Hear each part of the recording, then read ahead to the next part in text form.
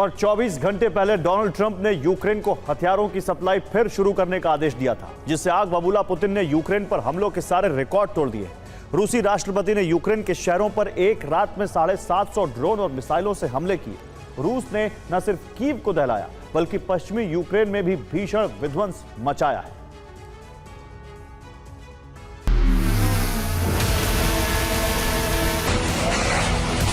आठ जुलाई को अमेरिकी राष्ट्रपति ने पुतिन के खिलाफ अपनी नाराजगी जाहिर की थी और यूक्रेन की हथियार सप्लाई फिर शुरू करने का ऐलान किया था। ट्रंप को उम्मीद है कि उनके कड़े तेवर पुतिन को सोचने पर मजबूर कर देंगे, लेकिन उनकी उम्मीदों से उलट रूसी राष्ट्रपति ने यूक्रेन को दहलाने का नया रिकॉर्ड बना डाला।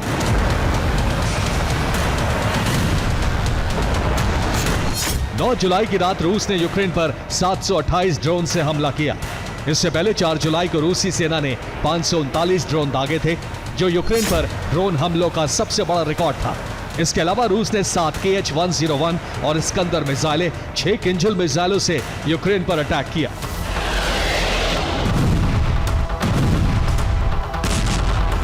हर बार की तरह पुतिन के प्रमुख टारगेट पर यूक्रेन की राजधानी कीव थी। आधी रात रूसी ड्रोन्स और मिसाइलों से कीव दहल उठा।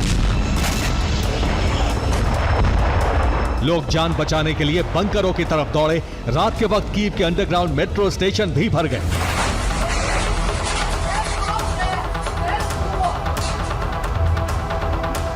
रूस के हमले सुबह के वक्त भी जारी हैं। यह उस वक्त का वीडियो है जब कीव में सूरज उगने वाला था। तभी रूस के गेरान ड्रोन से भीषण धमाका हुआ। रूस के टारगेट पर सिर्फ कीव ही नहीं बल्कि पश्चिमी यूक्रेन भी था। रूस ने पोलैंड सीमा के पास मौजूद लुत्स्क, लवीव, खमेलनित्स्की और तेर्नोपिल पर ड्रोन और मिसाइलों से हमले किए।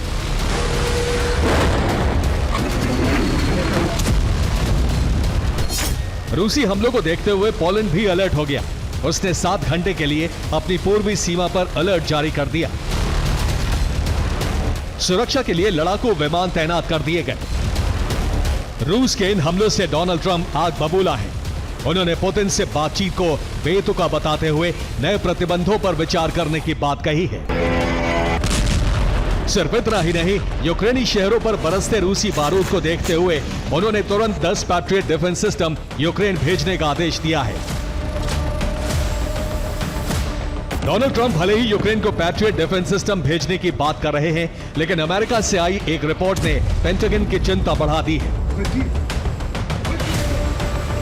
दावा है कि पेंटागन के पास पैट्रियट डिफेंस सिस्टम की कमी हो गई है। जरूरत के सिर्फ 25% पैट्रियट ही पेंटागन के पास मौजूद हैं।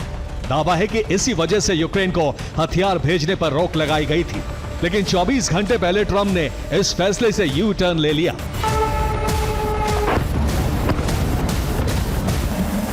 दरअसल व्लादिमीर पुतिन जिस तरह से यूक्रेनी शहरों पर बारूद बरसा रहे हैं, ऐसे में अगर यूक्रेन को नए डिफेंस सिस्टम और मिसाइलें नहीं मिली तो ज़ेलेंस्की के लिए जंग में टिके रह पाना बेहद मुश्किल हो जाएगा। यूक्रेन की हार ट्रंप के राष्ट्रपति कार्यकाल पर सबसे बड़ा धब्बा होगा। यही वजह है कि ट्रंप के लिए यूक्रेन को हथियार देना मजबूरी बन गया है, क्योंकि पुतिन रुकने वाले नहीं हैं। इधर फ्रांस के राष्ट्रपति मैक्रो ब्रिटेन दौरे पर हैं, जहां उनकी किंग चार्ल्स से मुलाकात हुई। इस दौरान दोनों ने यूक्रेन को सैन्य सहायता बढ़ाने पर जोर दिया। अमेरिका और यूरोप भले ही यूक्रेन को सैन्य मोर्चे पर मदद बढ़ाने जा रहे हैं, लेकिन रूस ने साफ कर दिया है कि वो रुकने वाला नहीं है। रूसी सुरक्षा परिषद के उपाध्यक्ष दिमित्री मेदवेदेव ने चेतावनी देते हुए कहा, रूस अपनी जमीन दोबारा हासिल करके रहेगा। क्रेमलिन के प्रवक्ता दिमित्री पेस्कोव ने कहा, यूएस के हथियार हमारे दुश्मन की सुरक्षा नहीं कर पाएंगे। साफ है, रूस यूक्रेन जंग में सीज फायर की सारी उम्मीदें अब खत्म हो चुकी हैं। हालात ठीक वैसे ही बन चुके हैं जैसे बाइडेन शासन में थे, लेकिन डर है कि इस जंग में विध्वंस पहले से कहीं ज्यादा भीषण होगा।